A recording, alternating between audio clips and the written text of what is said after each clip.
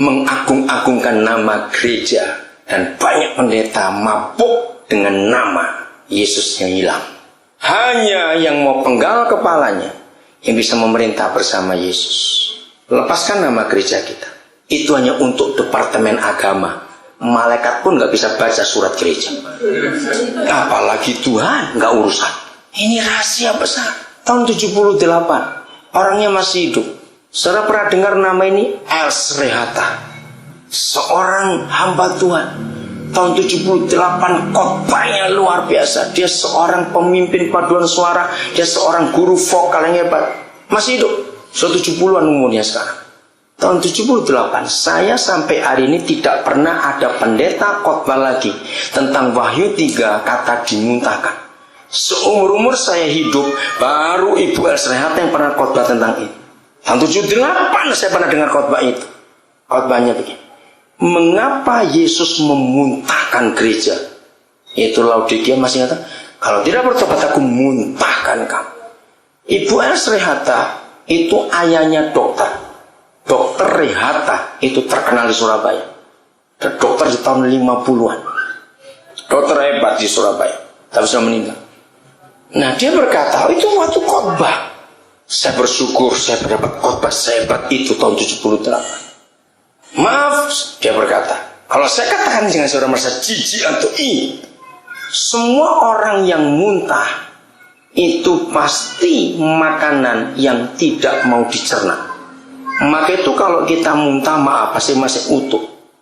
Yang sudah dicerna tidak akan bisa dimuntahkan, karena langsung diserap oleh usus halus dan jadi bagian tubuh. Maka akhirnya akan ada banyak gereja yang dimuntahkan oleh Yesus karena tidak mau jadi anggota tubuhnya. Dia masih mau eksis. Aku adalah bakso, misalnya gitu. Jadi begitu makan bakso, 2 hari mentol di pipi, 1 di tangan karena baksonya. Aku adalah mie goreng, misalnya gitu. Maka 2 hari kemudian ada mie panjang-panjang nempel di tubuh kita. Karena nggak mau dicerna. Maka itu saya nggak akan pernah dirikan gereja dan organisasi. Karena nama itu berbahaya. Hanya nama Yesus. Malang, apa yang kita mau buat? Jangan muncul gereja sendiri-sendiri. Giapa. Jangan. Muncul atas satu nama untuk Malang dan seterusnya. Yaitu nama Yesus. Sambil kita mencari apa kelebihan kita masing-masing. Tadi saudara pastian usul itu bagus. Kok bisa di pertemuan ini muncul sesuatu.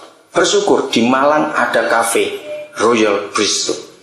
Ini dimiliki bukan satu gereja, nggak ada nama. Namanya Imamat Raja. Ayo teruskan. Buat apa lagi? Yang mengatasnamakan satu nama, yaitu Yesus.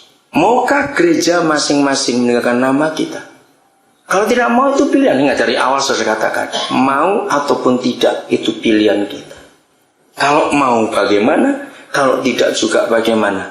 Sekarang masing-masing sudah tahu jawabannya. Saya sejak tahun 70-an sudah menyiapkan diri, saya mau dilebur. Maka saya tidak pernah pakai nama apa-apa dalam pelayanan sampai hari ini. Dan puji Tuhan, orang nggak pernah tanya saya dari organisasi apa, gereja apa. Sudah bosan kali tanya. Saya bersyukur orang tidak perlu tahu itu. Orang hanya tahu saya hamba Tuhan. Saya bangga dengan sebutan itu. Dan orang tidak pernah mempersoalkan saya gereja mana. Berbahagialah setiap kita kalau kita mau menghapus nama kelompok kita. Cukup hanya untuk departemen agama saja.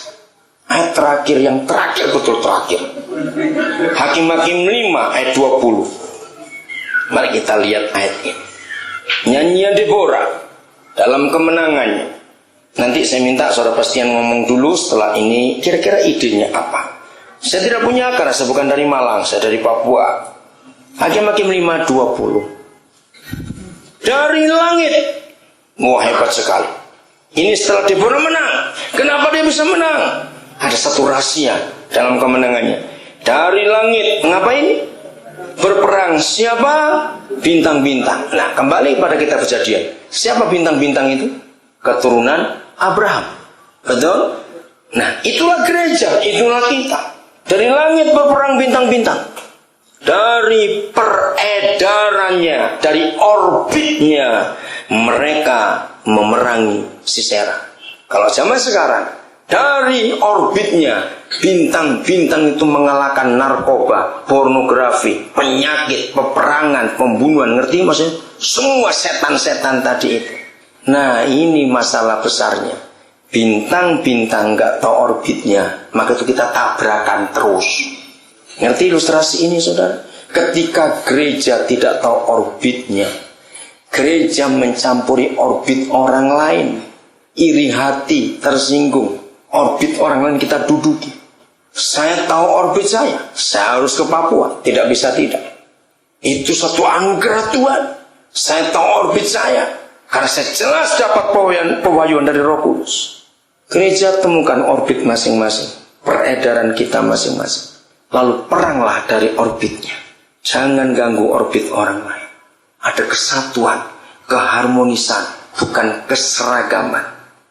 Tahu bagiannya, ayo. Ini yang Tuhan inginkan atas kehidupan kita. Mari saudara, kita memerangi. Saya memerangi kebodohan di negeri ini dengan mendidik banyak orang untuk mereka bisa jadi pintar. Itu yang Tuhan mau atas hidup saya. Nah, saya tidak tahu orbit saudara di mana. Kiranya Roh Kudus akan menolong kita untuk mengerti. Tuhan memberkati kita semua. Mari kita berdoa.